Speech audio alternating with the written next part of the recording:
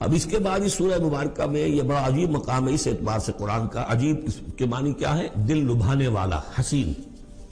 یہاں اللہ کے تقوی کا جو مقام اور مرتبہ واضح کیا جا رہا ہے اللہ کی نگاہ میں، اگر واقعتاً حقیقی تقوی ہے، صحیح تقوی ہے، قلب کا تقوی ہے، جیسے کہ حضور فرماتے تھے اپنے دست مبارک سے 3 مرتبہ آپ نے اشارہ کیا اپنے سیرہ مبارک کی طرف. التقوی ہا ہونا، التقوی ہا ہونا، التقوی ہا. تقوی یہاں ہوتا ہے. دل میں تقوی ہے تو تقوی ہے.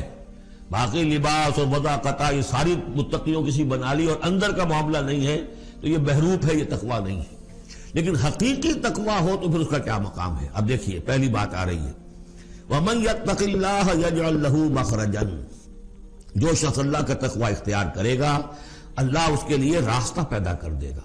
جہاں بالکل نظر نہیں آئے گا کہ کوئی راستہ، اللہ راستہ پیدا کر دے گا.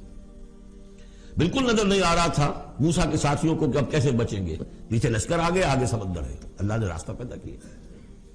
خود حضرت ابو بکر کا جو حال ہو گیا تھا کہ حضور اگر انہوں نے ذرا بھی دیکھ لیا، نیچے اپنے قدموں کی طرف بھی نگاہ ڈالی تو ہم نظر آ جائیں گے. آپ نے فرمایا لا تحزن ان اللہ معنا، راستہ نکالتا اللہ. پھر حضور گئے طائف، لیکن وہاں سے خالی ہاتھ آئے. مدینے میں اللہ نے خود ہی کھڑکی کھول دی، 6 آدمی ایمان لے آئے. آپ گئے ہی نہیں اور وہاں انقلاب بھی آ گیا. عظیم. اس اعتبار سے اللہ مخرج پیدا کرتا ہے. تم صحیح طریقے پر چلتے رہو، تقوی اختیار کرو، صحیح راستے پر جد و جہد کرو. یہ کام اللہ پر چھوڑو. کب اسے منظور ہے اس کا کامیاب ہونا؟ جب ہوگا وہ راستہ ایسا کھول دے گا کہ تمہیں گمان بھی نہیں ہوگا. وَيَرْزُقْهُ مِنْ حَيْثُ لَا يَحْتَسِبُ، اور اسے رزق دے گا وہاں سے جہاں سے اسے گمان بھی نہیں ہوگا. اقامت دین کی جد و جہد ہو، غلبہ دین کی جد و جہد ہو، اپنے آپ کو ان صلاتی و نسکی و محیایا و مماتی اس کا فیصلہ کرنا ہو تو سب سے بڑی رکاوٹ آتی کھائیں گے کیا؟ تو اللہ تو کہتا ہے راضی میں ہوں. ہے ایمان اور یقین اس پر؟ کر کے دیکھو تو صحیح، اس پر اعتماد تو کرو.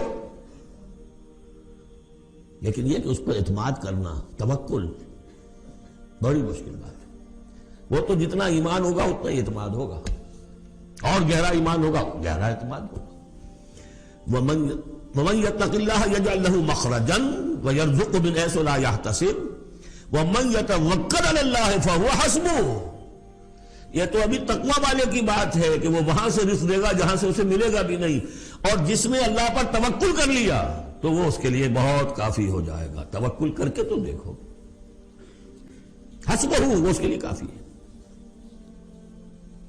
یہاں تک فرمایا ہے حدیث قدسی میں، حدیث میں من کان فی حاجت اخیہ کان اللہ فی حاجتہ. اگر کوئی مسلمان اپنے کسی بھائی کی ضرورت پوری کرنے میں لگ رہا ہے، اپنا وقت صرف کر رہا ہے، اللہ اس کی ضرورت پوری کرنی شروع کر دیتا ہے.